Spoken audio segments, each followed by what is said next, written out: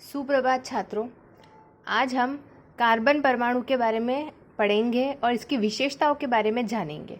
तो सबसे पहले कार्बन क्या है? कार्बन एक प्रकार का पदार्थ है। क्या है? कार्बन एक प्रकार का पदार्थ है जो आवर्त सारणी में इसका जो परमाणु क्रमांक है वह 6 होता है। तो कार्बन का जो परमाणु क्रमांक है वह क्या होता है? 6 होता है। अब ये जो होता है एक छोटा पदार्थ होता है, एक छोटा अणु होता है। तो कार्बन जो होता है वह दो प्रकार के बंध बनाता है। दो प्रकार के बंध इसके छोटे आकार के कारण। और जो दो प्रकार के बंध है उसमें पहला तो बंध है सिग्मा, उसको ऐसे दर्शाते हैं सिग्मा बंध। इसे हम क्या कहते हैं? सिग्मा बंध। और दूसरा है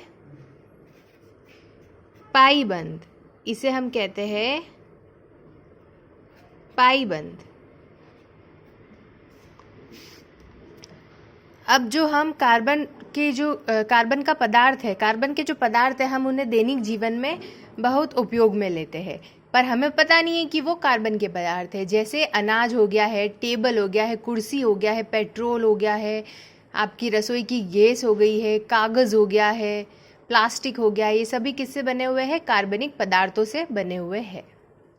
तो हम कार्बन परमाणु की विशेषताएं पढ़ने जा रहे हैं।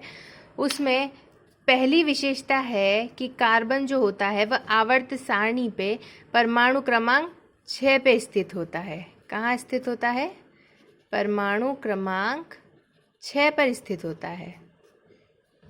दूसरी बात यह है कि जो इसका इलेक्ट्रॉनिक विन्यास होता है, इलेक्ट्रॉनिक विन्यास जो होता है कि इसके जो इलेक्ट्रॉन्स होते हैं वो जो जिस परिधि में घूमते हैं वह क्या होता है? 1s2 2s2 2p2। ये देखिए 2 + 2 + 2 कितने हो गए? 6 हो गए। तो इसका इलेक्ट्रॉनिक विन्यास ये होता है 1s2 2s2 और 2p2। अब तीसरी विशेषता इसकी ये है कि ये इसकी जो संयोजकता होती है कि ये अपने साथ कितने अलग और अणुओं को मिलकर एक नया यौगिक बना सकता है। तो इसकी जो संयोजकता होती है वो 4 होती है। क्या होती है? 4 होती है कि ये अपने साथ 4 और अलग अणुओं को जोड़कर एक नया यौगिक बना सकता है, नए यौगिक का निर्माण कर सकता है। जैसे पहला है 4 एकल संयोजी परमाणु बनाएगा। ये क्या करेगा? 4 एकल संयोजी, जिसमें C तो क्या होगा? बीच में होगा कार्बन। अब ये क्या करेगा?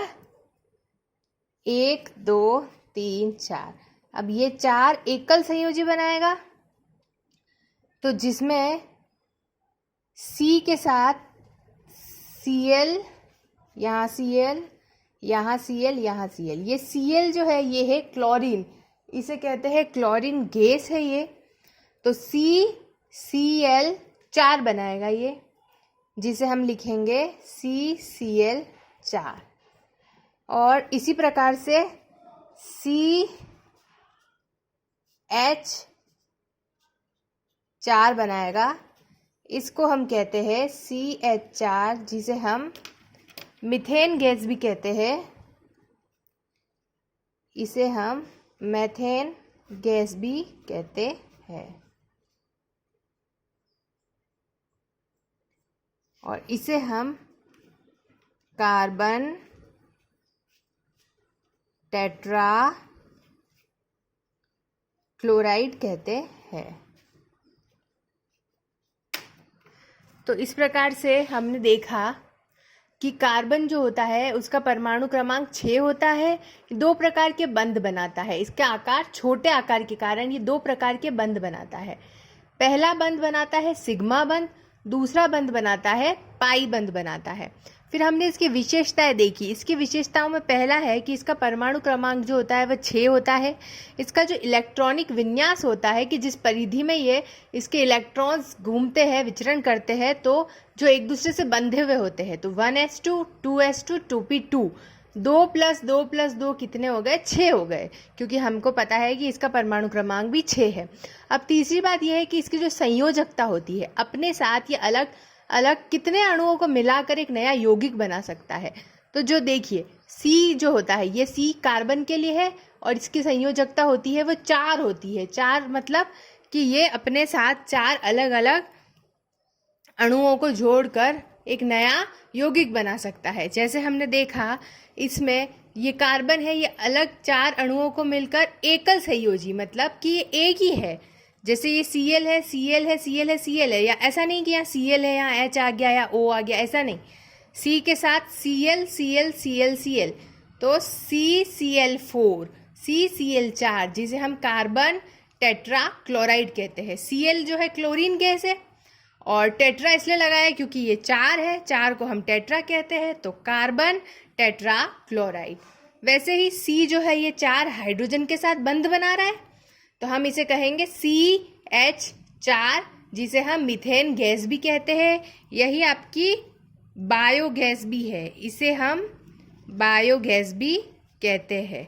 जो आप खाद, आपके जो खाद से निकलती है ना गैस, उसे।